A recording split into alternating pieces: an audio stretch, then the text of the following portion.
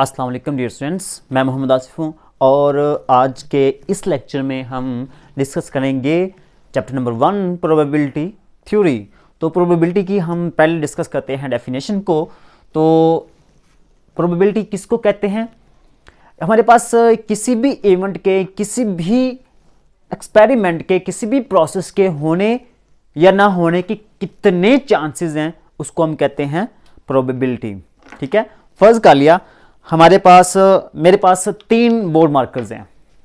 ठीक है, कितनी है? 3, ब्लू, रेड एंड ब्लैक।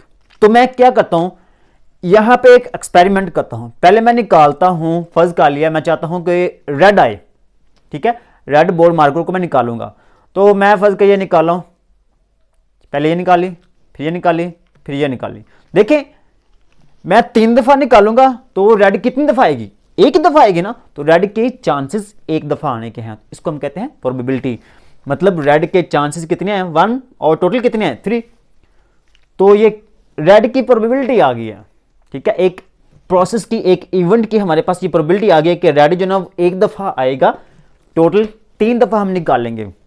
अगर 3 दफा निकालें, ठीक है, तो हमारे पास रेड कितनी दफा आएगा? एक दफा आएगा। इसको हम कहते हैं प्रोबेबिलिटी। किसी भी इवेंट के होने या ना होने के कितने चांसेस हैं उसको हम कहते हैं प्रोबेबिलिटी। ठीक है, अब बात करते हैं सैंपल स्पेस की।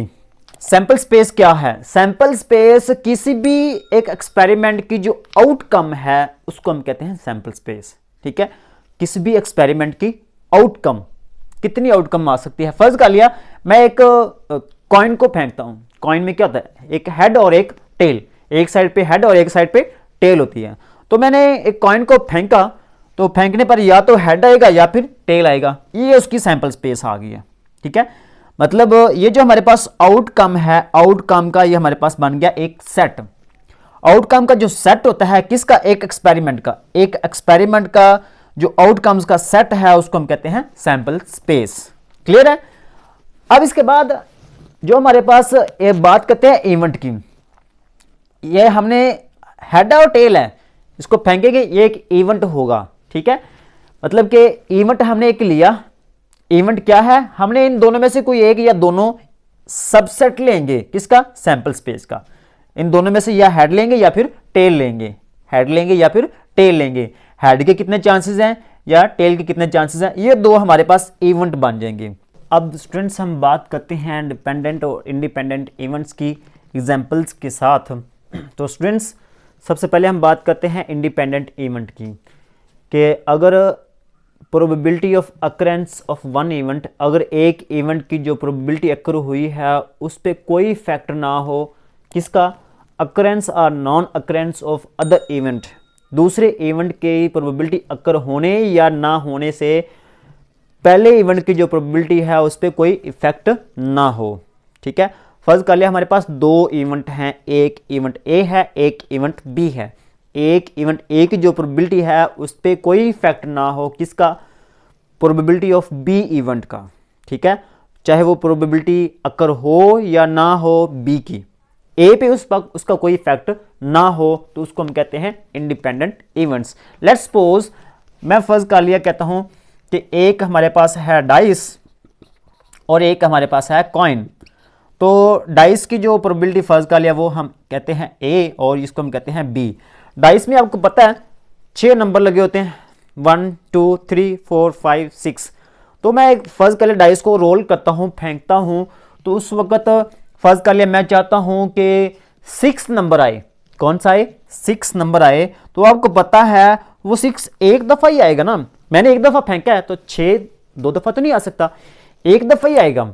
तो उसकी जो प्रोबेबिलिटी होगी वो 1 होगी। टोटल कितने नंबर हैं? टोटल जो ना वो 6। ठीक है, टोटल 6। 1 भी आ सकता है, 2 भी आ सकता है, 3 भी आ सकता है, 4 भी आ सकता है, 5 भी आ सकता है और 6 भी आ सकता है। 6 नंबर आ सकते हैं। ठीक है, लेकिन मैं कौन सा चाह रहा हूं? मैं कहता हूं 6ठा नंबर आए। 6 नंबर आए तो वो एक दफा ही आएगा ना, तो ये एक दफा आएगा। इसको हम कहते हैं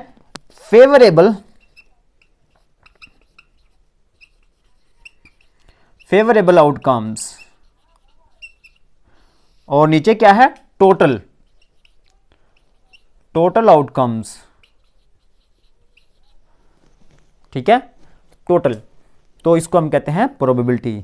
लेकिन हम डाइस की बात कर रहे हैं तो वो प्रोबेबिलिटी ऑफ ए होगा कि हमने फेंका डाइस को, तो मैं कहता हूं कि 6 नंबर वाला आए तो वो एक दफ़ा ही आएगा।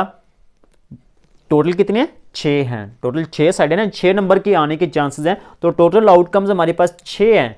लेकिन मैं कौन सी कह रहा हूँ, 6 वाली कह रहा हूँ ना, 6 नंबर वाली, तो वो एक दफ़ा ही आएगी, वो हमारे पास फेवरेबल आउटकम है। अब इसके बाद मैं कहता हूँ कॉइन को फेंके, तो कॉइन आपको पता है उसमें हेड होता है और टेल होता है, तो उसकी प्रोबेबिलिटी कितनी होगी। अगर उसको फेंके तो मैं कहता हूँ हेड आए, कौन सा आए, हेड आए, तो हेड एक दफ़ा ही आएगा ना। टोटल आउटकम्स कितनी है, 2 हैं। मैंने कॉइन को फेंका, हेड भी आ सकता है, टेल भी आ सकता है, टोटल आउटकम्स 2 हैं। लेकिन मैं कौन सी कह रहा हूँ, मैं कहता हूँ हेड आए, तो वो हेड एक दफ़ा ही आएगा कॉइन को फेंकने पर, ठीक है। तो ये हमारे पास बी की प्रोबेबिलिटी है, ए की प्रोबेबिलिटी है। इन दोनों का इफेक्ट एक दूसरे पे कोई भी नहीं है, ये डिफरेंट इवेंट्स हैं, ठीक है। इन दोनों का, ये दोनों इवेंट्स जो ना वो डिफरेंट हैं। उसके बाद अब हम बात करते हैं डिपेंडेंट इवेंट की। अगर किसी इवेंट ए की जो प्रोबेबिलिटी अकर हुई है उस पर इफेक्ट हो, किसका इफेक्ट हो, अकरेंस और non occurrence of the other event, दूसरे इवेंट के अकर होने या ना होने से उसका इफेक्ट जरूर होगा किस पे, पहले इवेंट की प्रोबेबिलिटी पे। दूसरे इवेंट की जो प्रोबेबिलिटी के अकर होने या ना होने से पहले इवेंट की प्रोबेबिलिटी पे इफेक्ट हो उसका, तो उसको हम कहते हैं डिपेंडेंट इवेंट। अगर उस पर कोई इफेक्ट ना हो तो उसको हम कहते हैं इंडिपेंडेंट इवेंट्स। तो इंडिपेंडेंट इवेंट्स का मैंने बता दिया। अब हम बात करते हैं डिपेंडेंट इवेंट्स की। तो डिपेंडेंट इवेंट्स में फर्ज कर लिया, मैं कहता हूं कि हमारे पास एक डाइस, एक बैग है,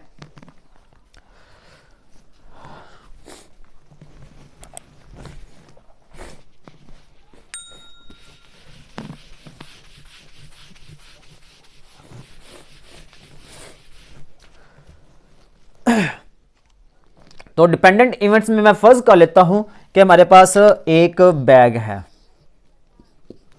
एक बैग में मैं फर्ज किया कहता हूं कि 4 बॉल्स हैं, ठीक है, कितनी है, 4। तो 3 जो ना वो ब्लैक है और एक रेड है, ठीक है। ये हमारे पास ब्लैक है और ये हमारे पास रेड है। ये 2 इवेंट्स हैं, एक हमारे पास ए इवेंट है, एक हमारे पास बी इवेंट है, ठीक है। अब मैं कहता हूं कि इसकी 2 कंडीशंस बना लें। 2 कंडीशंस मैंने बना ली हैं, कंडीशन 1 और कंडीशन 2। अब मैं फर्ज कर लिया, पहले मैं एक बॉल निकालता हूं तो वो निकल आती है ब्लैक। कौन सी निकल आती है, ब्लैक। तो ब्लैक निकल आएगी तो ए की जो प्रोबेबिलिटी होगी वो कितनी होगी, एक दफ़ा निकालेंगे तो एक ही बार निकलेगी ना, तो वो एक निकली है कितने में से, टोटल 4 में से। ये इसकी ए की प्रोबेबिलिटी आ गई। तो मैंने क्या किया, ब्लैक निकाल दी है, तो ये ब्लैक एक दफ़ा हो गया। अब मैं दूसरी दफ़ा बॉल निकालता हूं तो वो फर्ज कर लिया, मैं कहता हूं कि रेड निकल आती है। कौन सी निकल आती है, रेड निकल आती है, तो वो बी की प्रोबेबिलिटी होगी।